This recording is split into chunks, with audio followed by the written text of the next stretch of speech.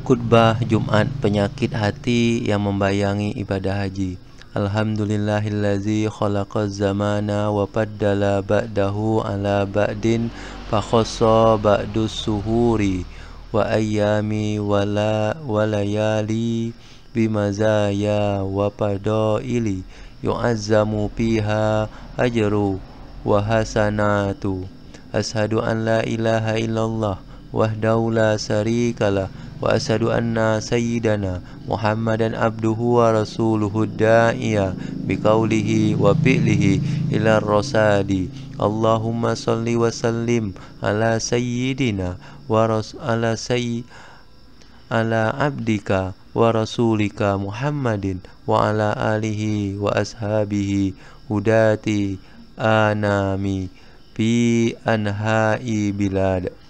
Amma ba'du, faya ayuhan nasu taqullaha ta'ala bi fi'li ta'ati faqad qala Allahu ta'ala fi kitabihil karim inna iddatas suhuri indallahi isna asara sahran fi kitabillahi yauma khalaqas samawati wal arda minha arba'atu hurumu wa qala aidan inna awwala baitin wudi'a linnasi lallazi bibakkata mubarakan wahudan lil alamin fihi ayatun bayyinatun maqamu Ibrahima wa man dakhalahu kana aminan walillahi 'alan nasi hijjul baiti man istata'a ilaihi sabilan wa man kafaro fa innallaha ghaniyun 'anil alamin.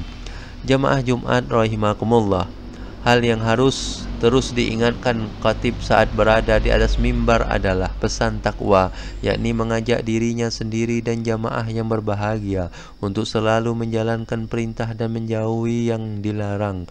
Oleh sebab itu, marilah di kesempatan istimewa ini kita bersama meningkatkan takwalah tersebut. Harapannya setiap saat kita akan menjadi insan terbaik. Hadirin yang berbahagia, di antara 5 rukun Islam, haji merupakan ibadah yang tergolong mewah dan berat, bukan hanya karena membutuhkan ongkos yang mahal, tapi juga pelaksanaannya memakan waktu dan energi yang cukup banyak. Keramaian tentang ibadah haji biasanya sudah mulai kita dengar pada bulan Syawal dan Zulqaidah, berlanjut kemudian Zulhijjah yang memang menjadi momentum utama pelaksanaan haji. Zulhijjah secara bahasa berarti bulan haji. Memasuki bulan ke-10 atau ke-11 orang-orang sudah disibukkan dengan tradisi walimatus safar atau syukuran menjelang keberangkatan haji. Media-media pun telah ramai memberitakan berbagai persiapan dan aktivitas di tanah suci. Di tengah hiruk pikuk orang berangkat haji, itulah orang-orang yang belum mendapat anugerah berangkat haji terpacu lagi gairahnya untuk bisa menunaikan rukun Islam kelima tersebut. Semangat mereka seolah dipompa kembali, ingin melaksanakan kewajiban sebagaimana surah Ali Imran ayat 97. A'udzubillahi minasyaitonirrajim. Walillahi 'alan nasi hijjul baiti man istata'a ilaihi sabila. Artinya, mengerjakan haji adalah kewajiban manusia terhadap Allah, yaitu bagi yang mampu mengadakan perjalanan ke Baitullah. Quran surat Al-Imran ayat 97. Ayat ini kerap kita dengarkan dalam konteks kewajiban kita berhaji bagi yang mampu. Dijelaskan tolak ukur mampu mulai dari segi ekonomi, kesehatan fisik, transportasi, keamanan dan lainnya. Keterangan tersebut mengacu pada frasa dalam ayat man istatha ilaihi sabila yang kerap tertinggal dari penjelasan tersebut. Justru frasa di awal lillah, untuk Allah. Lillah dalam ayat tersebut amat krusial karena merupakan ruh dari kewajiban haji. Semampu apapun seseorang berhaji, ia mesti mengencangkan niatnya secara serius untuk semata karena dan kepada Allah Ta'ala. Jika kata haji secara bahasa seperti menyengaja, maka inti dari kesengajaan itu sepenuhnya tertuju pada maksud tulus menggapai ridha Allah Subhanahu wa Ta'ala. Pertanyaannya, bila keinginan kita ke tanah suci kembali meledak-ledak di musim haji ini, untuk siapa atau untuk apakah keinginan itu? Apakah yang terbesit selain beribadah kepada Allah di balik keinginan tersebut? Jemaah Jumat hafidakumullah, di luar keperluan ibadah haji, tak dipungkiri memang mengandung kepentingan lain yang bersifat duniawi. Pertama, secara sosial, haji bisa membuat seseorang merasa naik kelas. Biaya haji yang tidak sedikit memberi kesan bahwa orang haji adalah orang mampu, mapan, dan kaya.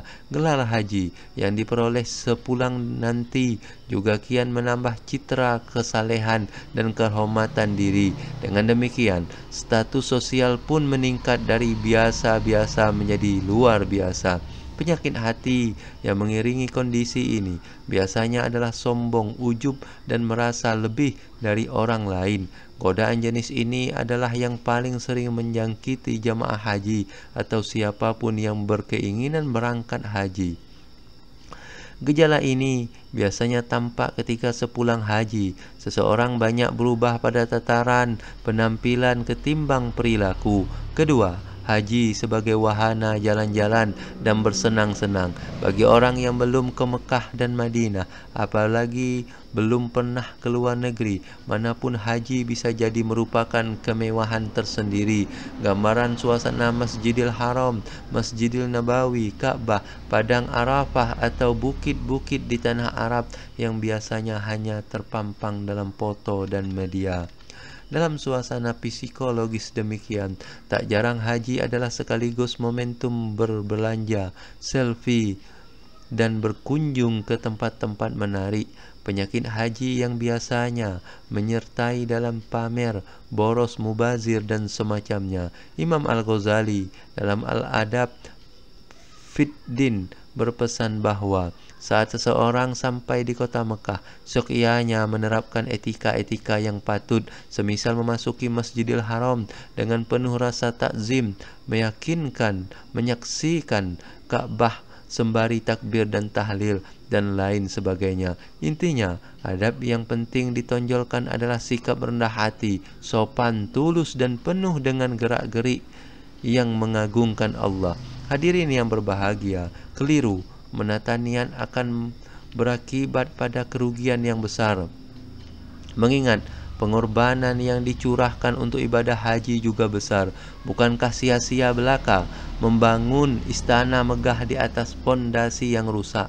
Secara fikih ibadah haji mungkin sah, tapi secara hakiki bisa jadi keropos, baik sejak sebelum berangkat haji, saat berhaji, bahkan setelah berhaji. Ini adalah tantangan yang amat sulit karena memang berurusan dengan persoalan hati. Apa yang terbesit di benak dan hati seseorang ketika dirinya berkeinginan naik haji? Sudah tuluskah karena ingin menghamba dan mencapai ridha Allah, atau masih tercampur dengan noda-noda duniawi yang dapat merusak kualitas haji?